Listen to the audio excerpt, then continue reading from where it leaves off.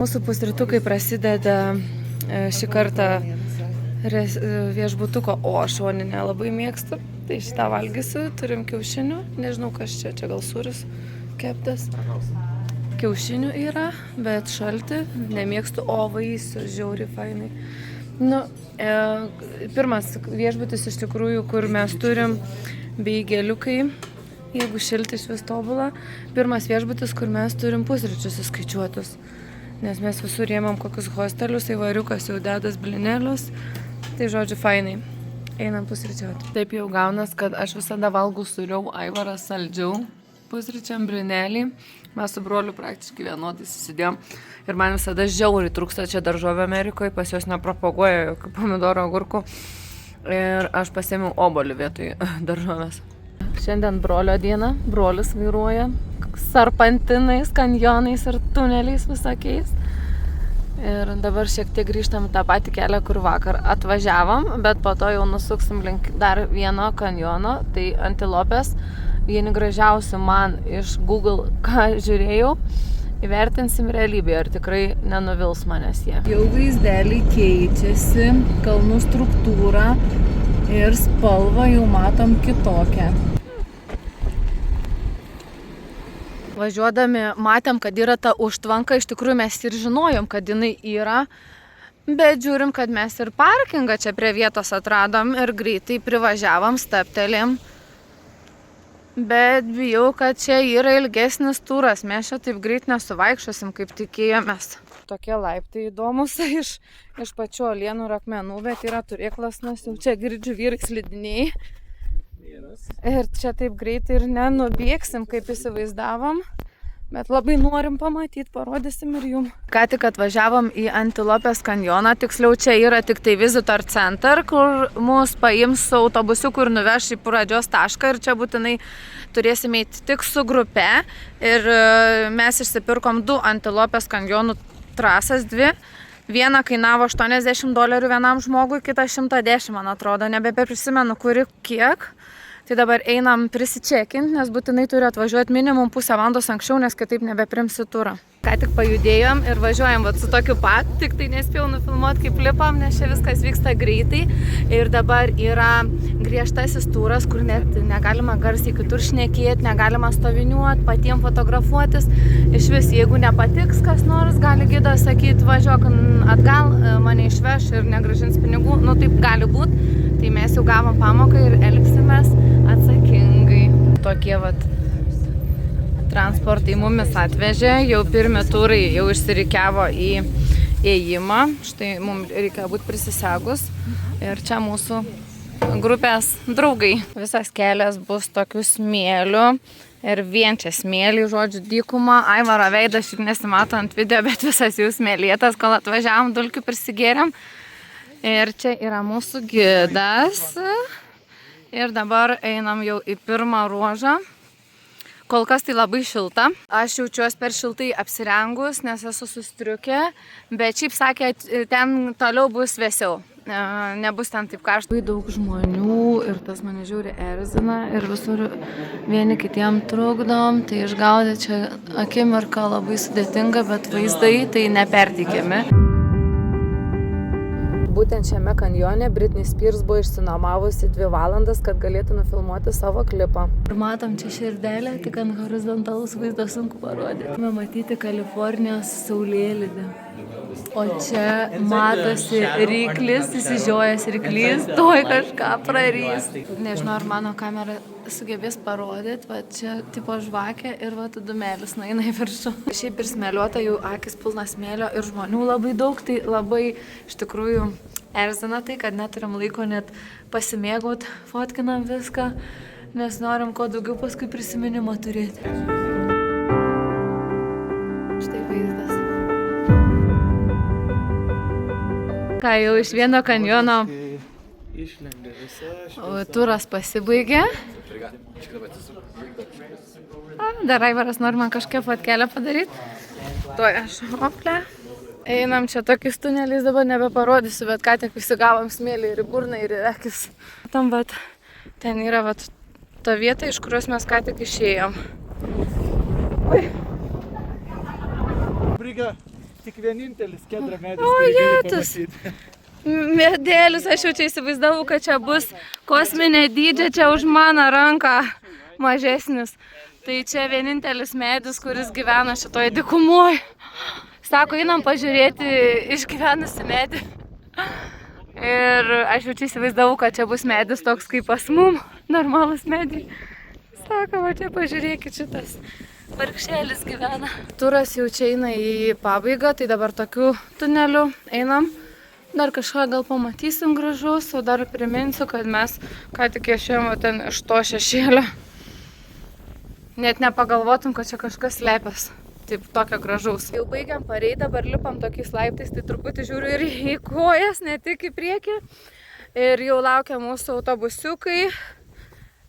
Pats turas užtruko gal 40 minučių, tai 1,5 valandos jau užmeta su atvažiavimu ir nuvažiavimu iki pačio kanjono. Tai rezimuojant, iš tikrųjų mes čia sumokėm apie $80 visais taksais. Šiaip, labai dviprasmiškai, nes būnant čia neaplankyt būtų nuodėmė. Pačio jausmo įspūdingo nepaliko, bet ką tik atsidarė kelias nuotraukos, tai atrodo, neįtikėtinos nuotraukos, tai kaip iš kokio... Net nežinau, iš foto knygos, net nebe atvirutės, bet iš dar įspūdingiau. Tai įmėsiu čia keletą nuotraukų, paliksiu.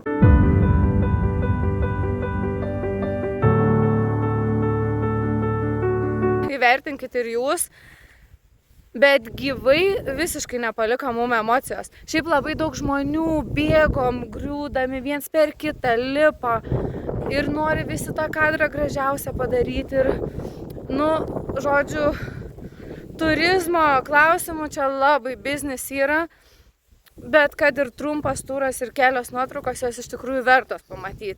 Žodžiu, mes nusprendėm, kad vieną kartą gyvenime tikrai nesigailim, iš tikrųjų negaila nei pinigų, nei laiko, nieko, bet toks keistas labai jausmas. Jau skubam, važiuojam į kitą kanjoną, Mantas jau čia žiūri dylina, o mes dar įsigijom tokius kalendorius, tai žodžiu bus lauktuvės, nes vaizdai šiaip nerealūs. Čia, kaip matot, ir mes praktiškai visus tos vaizdus esam pasidarę. Sunku net suvokti, kaip čia iš tikrųjų yra, kol nesi pamatęs, žiūrėdams į nuotrauką, nesuprasi, kas čia iš tikrųjų yra. Mes važiuojame į kitą vietą ir jau matosi, čia yra kažkur maks 5 minutės važiavimo iš vieno kanjono į kitą, jie čia yra iš skirtingų pusių, skirtingi kanjonai ir skirtingos firmos turbūt čia viską organizuoja. Ir skirtingų formų. Ir netgi turėtų būti ir skirtingi patys kanjonai, skirtingų formų, skirtingų atspalvių. Žodžiu, įvertinsim, pamatysim. Turi atvykti kaip minimum pusę valandos ar net 5 minutės anksčiau, nes mums pasiekė, kad mes esam ne sezono metu ir nėra eilių prisičekint, kad atvykom ir kad išduotų bilietus. Nes sezono metu čia būna po 5000 turistų per dieną, aišku, tai skirtingom valandom, bet čia didelis rautai žmonių. Tai turi būtinai iš anksto atvažiuoti, nes plus 15 minučių anksčiau ir pats turas prasidės, nes kol eisim iki kanjono, užtruks apie 15 minučių. Kol laukiam turo, čia gali būti, kad bus mūsų gidas, jis pradės visą pasirodymą nuo šokio, nes mes jau čia esame indėnų teritorijoje. Tai čia praktiškai vietiniai gyventojai. Einam žemyn, leidžiamės. Štai toks vaizdas atsiveria. Dabar einam 23 metrus į apačią tokių laiptais tokiais. Sugebėti. O, jet!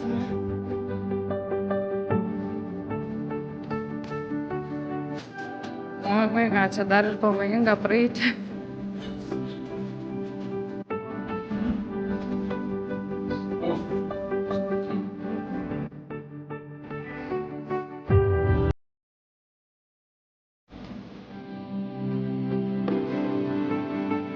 Vyrai aptarinėja, ką prisifotkino, 2 fotomenininkai. Einam pažiūrėti, kas čia yra.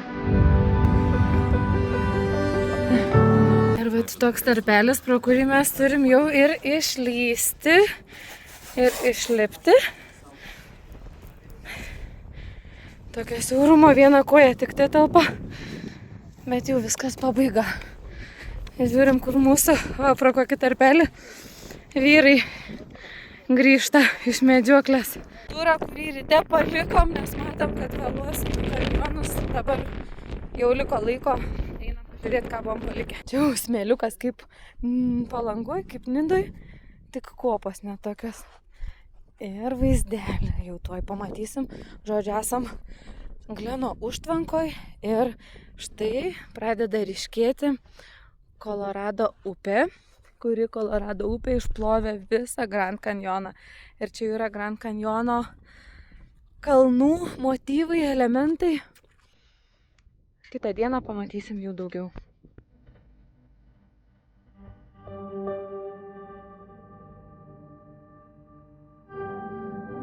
Uolienos taip patinkas, bet ir belenkoks vėjas didumo, šiaip žiauriai smėlis, eina ir į veidą, ir į burną.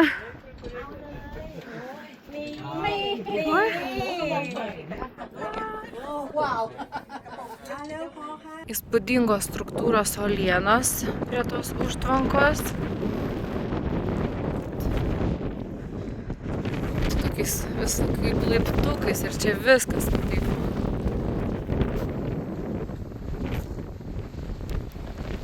Paprastai perteikta uolienos struktūra, tuos tokius išvagojimus laiptukais labai įspūdingai.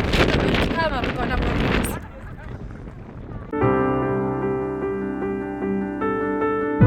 Esam prie Arklio pasagos, toks labai gražus peizažas, žinoma, ir jums parodysiu. Tai mašinai įvažiuoja $10 kainuoja. Tai ką tik susimokėjo. Thank you! Tokiu keliu, nežinau, gal čia apie kilometrą, gal šiek tiek daugiau, reikia peškom paeiti. Dar yra ėjimo šiek tiek. Mums tai neatrodo labai sudėtinga, bet paeit vis dėlto yra. Mes jau esam arti, dar nežinom, iš kurio kampo geriausias vaizdas, bet dabar toj pažiūrėsim ten, kur aptverta. Šiaip šiauriai didelis vėjas, labai stipriai reikia laikyti telefoną. Ir mano manimu, nelipti ant jokių akmenų. Ok. Bet kad nėra vandens. O. Na va, štai dėl ko mes čia atvykom. Nuostabu. Padarysiu dėl gražaus fotokadro.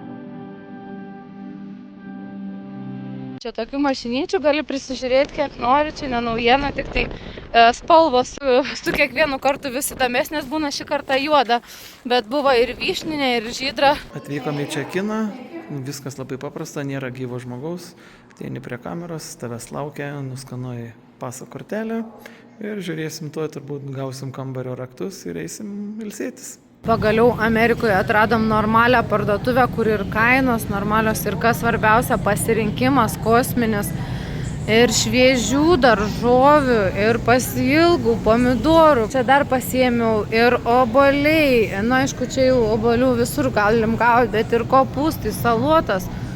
Nu, dar ir Lietuvoj pas mus tokio nerasi didelio pasirinkimo, nu va, smidrai. 3,7. Žodžiu, paprikos, nu, žiauriai šitą parduotuvę, tai, nu, va, ridikėlių pundelis, toj pažiūrėsim kokio dydžio. Oi, čia tas, kur laisto vandenį iš karto apipylė mane. Toksai pundas ridikėlių. Toksai, tik gaila, neturim su kuo susipjaustyti ir pasiruošti, bet $7, tai šitie tikrai nebrangiai. Šį kartą mūsų kambariukas labai patogiai su automobiliu. Privažiuoti, susineš daiktus ir pažiūrim. Ką šiandien gavom? Kinder surprizas. Ok, mikrobangę turim, pliusas. Nematau, kur šviesą įžiebti, bet vėl labai erdvus pas jos kambariai iš tikrųjų, kas aišku yra mum pliusas. Didelės lovos, labai dideli tokie holai. Ir dar turim čia tokį išėjimą į terasą, įvariukui dumuot. Ir gerų orų, tai dar čia ir baseinas yra, bet dabar tai jisai uždarytas. Va. Nu, fainai visai. Nu, kažkokios prabangos nėra ir beje vėl gausim pusryčius rytoj. Žodžiu, išmiegot, mums žiauriai cool. Tiesiog dabar noriu parodyti, ką nusipirkom maisto. Tai jogurtukai aktyvėje lietuviški sūris. Čia mėsyčių, dešryčių kažkokių.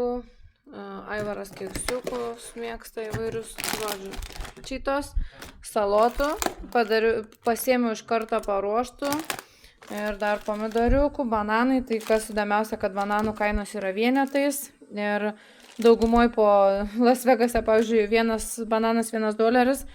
Čia Aivaras pasišildyt mikrobangiai tokių makaronų, aš tokį pyragaitį dar labai noriu paragauti, žodžiu, sausainiai su M&M'sais pusryčiam. Nu, vat, tokių spurgyčių, vynogių. Ir kas labiausiai, ko noriu, tai šiltą vištytę. Nežinau skonio, bet visą vištą nusipirkom. Žodžiu, šilto maisto noris, nes mes gamintis neturim galimybių dažniausiai. Tai labai fainai, kad buvo vat, tokių salotinių dalykų ir šilto maisto. Brolis jau savo maistą šildos mikrobangiai, o Aivariukas jau atsistojęs eiliai, laukia picytę pasiruošęs. Tai kiek Aivaras šitą pizzą kainavo? $6 pem kažkur, ne? Bet šiaip tikrai didelė dydžio, tik tai sunku perteikti. Kiek dešros, kaip pasakys, 5 gabaliukai būna. Taip. Tai tuoj sužinosim, ar iš vis verta dėmesio. Kadangi vakar pamiršau nufilmuoti pavadinimą parduotuvės, tai tiesiog šiandien ryte atsiminus, parodau, kad čia yra, pavyzdžiui, Safeway parduotuvė, bet mes buvom ne joje, buvome už miesto Valmerte, tai ten buvo didelis pasirinkimas ir maisto, kaip matėt, ir kainos geros, tai manau, kad šitam Safeway irgi būtų panašiai, bet tos geriausios parduotuvės yra už miesto. Aivariukas jau daro selfie, pajudam į kitą dieną, tik video čia vakarykštės dienos pridedu dėl parduotuvės informaciją, kad didžiausias parduotuvės yra už miesto.